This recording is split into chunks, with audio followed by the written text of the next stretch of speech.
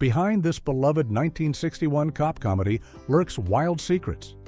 A Harvard grad playing a bumbling cop, police cars deliberately painted the wrong color, a studio where D.W. Griffith filmed silent classics, a star's shocking off-camera behavior, and a movie remake cursed by bankruptcy and butchered beyond recognition.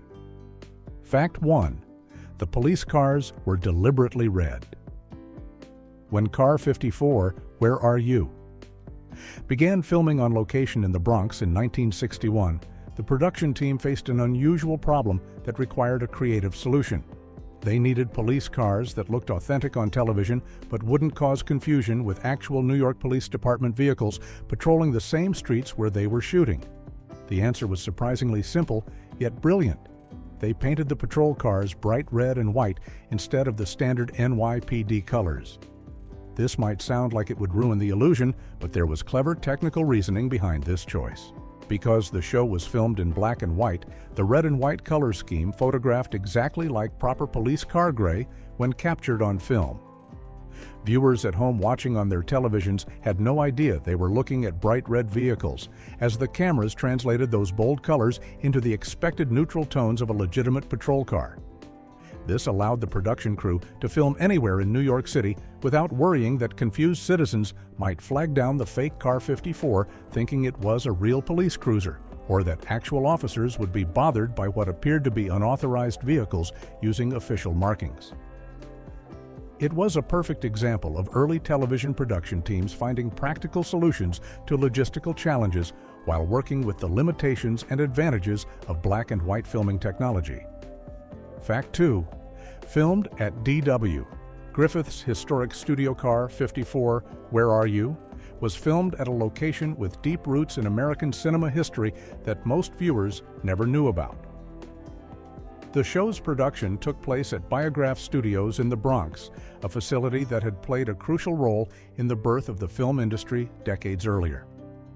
This was the same legendary studio where pioneering director D.W. Griffith created some of the most important silent films of the early 20th century and launched the careers of actresses who would become Hollywood royalty, including Mary Pickford and Lillian Gish. By the time Car 54 began production in 1961, the once grand studio had long since faded from its glory days, but it still provided a practical filming location for television productions that needed space in New York City. The contrast between the studio's illustrious past and its present purpose, filming a comedy about bumbling police officers, was stark and somewhat poignant. Where groundbreaking cinematic techniques had once been developed and where silent film stars had learned their craft, now actors in police uniforms performed slapstick comedy for the small screen. The Biograph Studios represented a full circle in entertainment history, from the pioneering days of silent cinema through the golden age of Hollywood and into the television era that was rapidly becoming America's dominant form of entertainment. Fact 3. Fred Gwyn was a Harvard-educated artist. Fred Gwyn, who played the lovable but dim-witted officer Francis Muldoon on Car 54, Where Are You?, had a background that couldn't have been more different from his character's blue-collar persona. Gwyn was a Harvard University graduate who had been deeply involved in the school's creative community during his time there. He wrote for the Harvard Lampoon, the university's famous humor magazine that has launched countless comedy writers' careers, and he sang with the Harvard Crocodilos, an elite a cappella singing group. But Gwyn's artistic talents extended far beyond his television work. After his acting career took off, he channeled his creative energy into writing and illustrating children's books, becoming an acclaimed author in that field. His most famous book was titled A Chocolate Mousse for Dinner, a clever play on words that explored the confusion children experience with homonyms and expressions that sound alike but mean different things. The book featured Gwyn's own charming illustrations and demonstrated a wit and intelligence that was worlds away from the simple, good-natured Muldoon character. It's a fascinating contradiction that this Harvard-educated artist and author spent years playing characters known for being intellectually challenged, first as Officer Muldoon and later as Herman Munster, when in reality he possessed the kind of refined education and creative sophistication that few actors of his era could match. Fact 4. Joe E. Ross's shocking personal life. Joe E. Ross, who played Officer Gunther Tootie on Car 54, Where Are You?, had a personal life that shocked even his Hollywood colleagues who thought they'd seen everything. According to various cast members who worked with him, Ross had been married 8 different times throughout his life, which was unusual enough on its own. But what made this truly eyebrow-raising was that all 8 of his wives had reportedly been former prostitutes before marrying him. Ross apparently met these women during his years working in burlesque comedy and frequenting the kinds of establishments where such encounters were possible. One colleague who knew Ross well attempted to explain his pattern with a blunt assessment, noting that for Ross, it was actually cheaper to marry them than to keep visiting them as clients. This comment, while crude, apparently reflected Ross's own matter-of-fact attitude toward his unconventional marital history. Ross came from the rough-and-tumble world of burlesque and vaudeville comedy, where his brand of broad physical humor and his signature catchphrases had made him a star, and he never pretended to be anything other than what he was. His personal choices, while certainly outside mainstream social norms of the early 1960s, were apparently well known among the entertainment community, and Ross himself seemed entirely unbothered by what others might think of his lifestyle. It was just one more way that Ross's real life was as colorful and unconventional as any character he ever played on television. Fact 5. Ross couldn't remember his lines. Joey, Ross's most famous contribution to Car 54, Where Are You?, was his distinctive "ooh, ooh" catchphrase that became synonymous with Officer Gunther Tootie and was imitated by fans throughout the show's run. The phrase seemed like a deliberate character choice, a quirky vocal tick that made Tootie memorable and endearing. However, the real story behind this signature sound was far less calculated and revealed a significant problem Ross struggled with throughout production. According to people who worked on the show, Ross had tremendous difficulty memorizing his dialogue and frequently forgot his lines during filming. The "ooh, ooh" exclamation wasn't actually a planned character trait at all, but rather a stalling tactic that Ross used when he couldn't remember what he was supposed to say next. By making these sounds, Ross bought himself a few precious seconds to recall his dialogue or to wait for someone off camera to feed him the line. What's remarkable is that this on-set difficulty became such an integral part of the character that audiences never suspected it was anything other than an intentional comedic choice. Ross's inability to remember scripted dialogue was a constant source of frustration for the production team, but somehow it resulted in creating one of the most memorable catchphrases in early television comedy. It's a perfect example of how television production often involves turning problems into opportunities, and how sometimes a performer's limitations can accidentally create the very thing that makes them a star. Fact 6. Canceled over a contract dispute. Car 54, Where Are You?, ended after only 2 seasons, but not because of low ratings or lack of audience interest. In fact, the show was popular enough that NBC wanted to bring it back for a 3rd season and made a formal offer to continue production. However, the network attached a significant condition to that renewal. They demanded that creator Nat Hiken sell them partial ownership of the show. Hiken had maintained complete creative and financial control of Car 54 since its inception, and he had no interest in giving up that independence, even if it meant continued success on network television.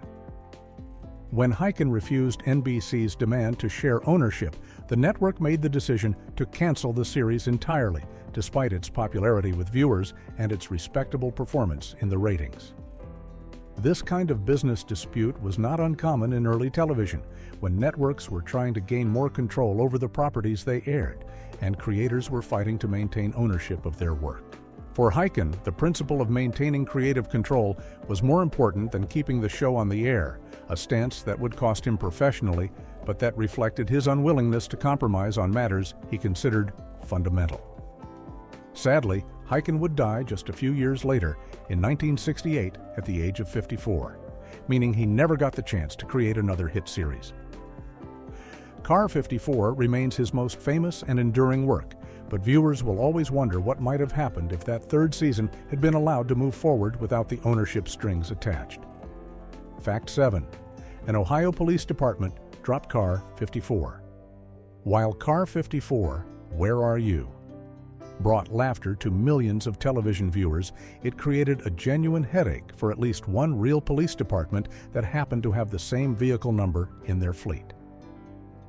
The Dayton, Ohio Police Department found themselves in an awkward situation once the show became popular. They had their own Car 54 that had been part of their fleet long before the television series premiered.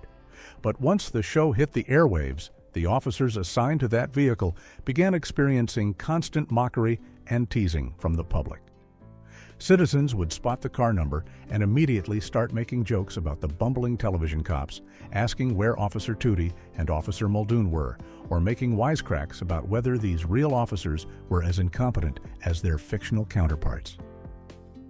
For the actual police officers trying to do serious law enforcement work, being treated as a walking punchline because of their vehicle assignment became frustrating and potentially even undermined their authority in the community. The situation became problematic enough that the Dayton Police Department made an official decision to remove their Car 54 from active service entirely, essentially retiring that vehicle number from their fleet to avoid the ongoing association with the comedy series. It was a drastic step that showed just how much cultural impact the television show had achieved, but it also demonstrated an unintended consequence that the show's creators probably never anticipated. One department's bureaucratic solution to a pop culture problem became its own footnote in the show's legacy. Fact 8. Al Lewis played two different characters. Al Lewis, who eventually became famous as Officer Leo Schnauzer on Car 54, Where Are You?, actually appeared on the show before he was a regular cast member, and his early appearances created a confusing bit of continuity. In 2 episodes during the show's first season, Lewis guest starred as a character named Al Spencer, playing what seemed to be a completely different person from the Officer Schnauzer role he would later inhabit. To make matters even more puzzling, it remains unclear whether both appearances as Al Spencer were meant to be the same character, or if Lewis was playing 2 different people who happened to share the same name. Television production in the early 1960s was often less concerned with strict continuity than modern shows are, and it wasn't uncommon for actors to appear in multiple roles on the same series, especially before they became regulars. What's interesting about Lewis's situation is that the show apparently liked him enough to bring him back not just for guest appearances, but to make him a permanent member of the cast. Yet they never addressed or explained the fact that viewers had already seen him playing someone else. For audience members paying close attention, it must have been strange to see the same face suddenly appearing as a different character with a different name and a different job, but most viewers in that era didn't worry too much about such details. The Al Spencer appearances have become a minor mystery for Car 54 enthusiasts who enjoy tracking such production oddities. Fact 9. Ross behaved horribly. On set, while Joe E. Ross's on-screen character, Officer Gunther Tootie, was lovable and childlike, accounts of Ross's actual behavior during production paint a much less flattering picture of the man behind the character. According to detailed biographer accounts and reports from people who worked on Car 54, Where Are You?, Ross was often difficult, unprofessional, and sometimes outright cruel on set.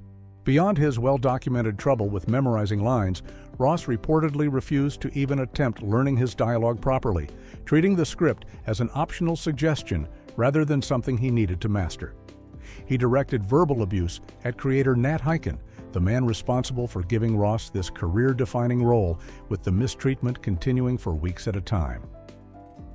Ross would curse and use profane language even when children were present on set or when network executives were visiting, showing no regard for professionalism or basic courtesy. He also lorded it over extras, treating supporting performers as beneath him and making their work environment unpleasant. Perhaps most troubling, Ross seemed to feel entitled to behave this way, despite being extraordinarily lucky to have landed such a prominent television role after years of working in burlesque and small comedy clubs. His behavior created tension throughout production and made him unpopular with much of the cast and crew, a stark contrast to the warm, bumbling character that audiences saw on their television screens every week. It's a reminder that the personalities we see in fictional characters often bear little resemblance to the real people portraying them. Fact 10. 3 different Plymouth cars were used. The title vehicle of Car 54, Where Are You?, was actually not one car but 3 different Plymouth automobiles used across the show's 2-season run. In the first season, which aired during 1961 and 1962, the production used a 1961 Plymouth Belvedere as the iconic patrol car. When the show returned for its second season, the vehicle changed to a 1962 Plymouth Savoy, representing the next model year's design. Later in that same second season, production switched again to a 1963 Plymouth Savoy, keeping up with the current automotive year. This progression of vehicles was partly a practical matter of using current year models for filming, which was common in television production, but it also reflected the show's relationship with Plymouth as an automotive sponsor or product placement partner. For viewers watching on black and white television sets, the differences between these models would have been subtle at best, mostly visible in minor design changes to the grille, trim, and body styling that characterized each model year's updates. The car itself became such an iconic part of the show that its specific make and model became part of television history, with the Plymouth Belvedere and Savoy models forever associated with bumbling police work and comic misadventures in the Bronx.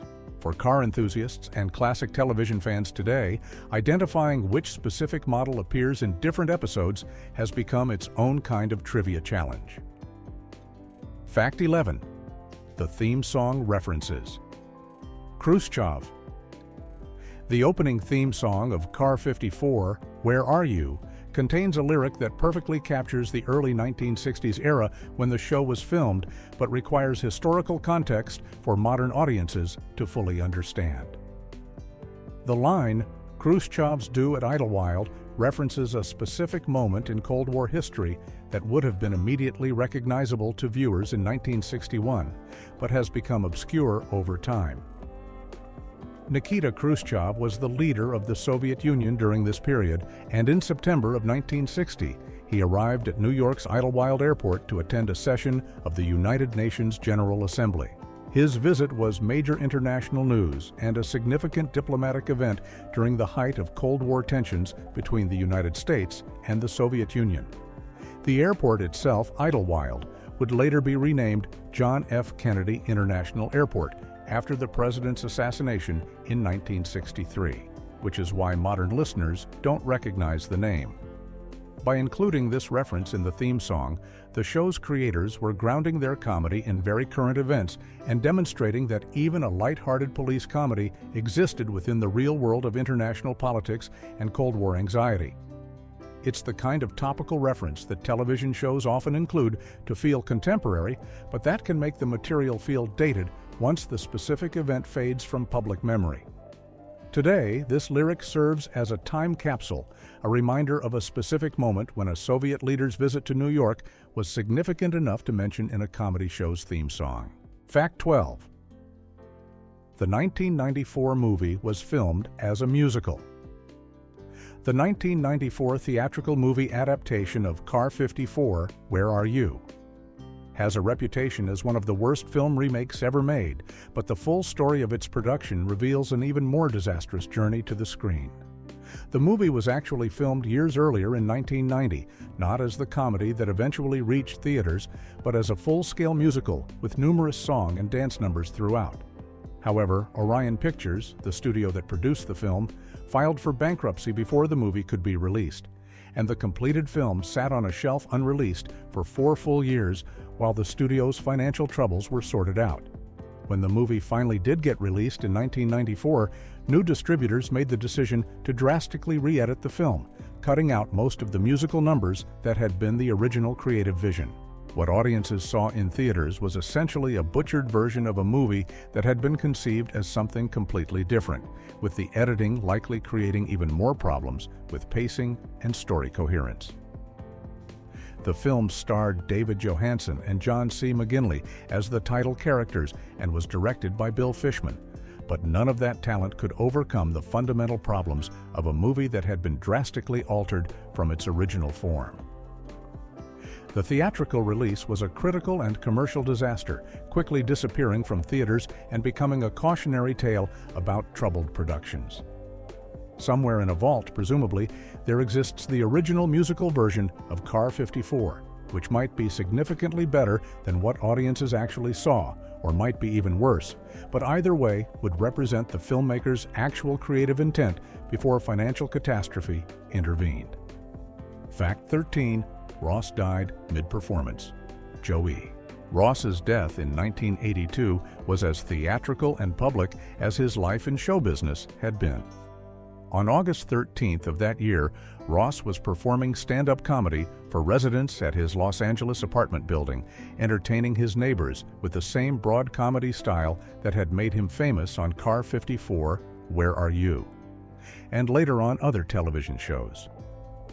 In the middle of his performance, Ross suffered a massive heart attack and died right there in front of his audience, collapsing while doing what he loved most, making people laugh.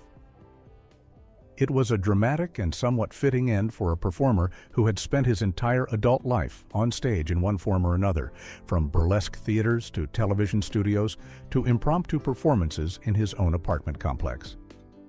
Ross had never really retired from performing and continued seeking audiences wherever he could find them, even if that meant putting on shows for the people who lived in his building.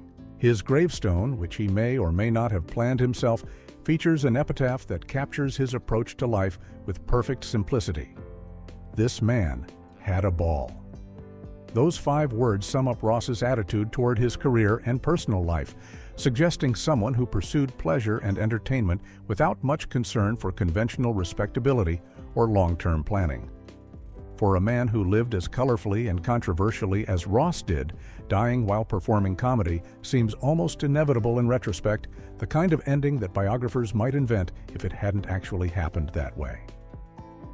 Fact 14. Gwyn wore 50 pounds of padding for the Munsters. After Car 54, Where Are You? Ended in 1963, Fred Gwyn moved on to his next iconic television role as Herman Munster in The Munsters, which ran from 1964 to 1966. If viewers thought Gwyn had it easy playing the gentle Officer Muldoon, they would have been shocked to learn what he endured for his Munster role. The Herman Munster costume required Gwyn to wear between 40 and 50 pounds of padding to create the character's hulking physique, making every movement exhausting and every scene physically demanding. On top of that, he wore special boots with 4-inch lifts to make him tower over the other actors, further throwing off his natural balance and movement. The makeup was equally punishing. His face was painted with violet-colored makeup to create Herman's distinctive dead flesh appearance, and under the hot studio lights, that makeup combined with the heavy padding to create an unbearable environment inside the costume. Reports from the set indicate that Gwyn would sweat so profusely during filming that he could lose up to 10 pounds of water weight during a single day of shooting. He would emerge from the costume drenched and exhausted, having to rehydrate extensively between takes. Despite these brutal physical demands, Gwyn performed the role for 2 full seasons and created another character that became permanently embedded in American popular culture. The fact that he could bring such warmth and gentle humor to Herman Munster while suffering through such physical discomfort is a testament to his professionalism and acting skill. Fact 15. A stolen police car was nicknamed Car 54. While the Dayton, Ohio Police Department chose to remove their Car 54 from service to avoid embarrassment, a different community showed their affection for the show in a much more humorous way. In Nyack, New York, someone managed to steal a patrol car right from the police station parking lot, which was embarrassing enough on its own for the local department. But what made this theft particularly memorable was how the public responded to the incident. Residents of Nyack began referring to the stolen vehicle as Car 54, immediately connecting the real-life police mishap to the television show about incompetent officers.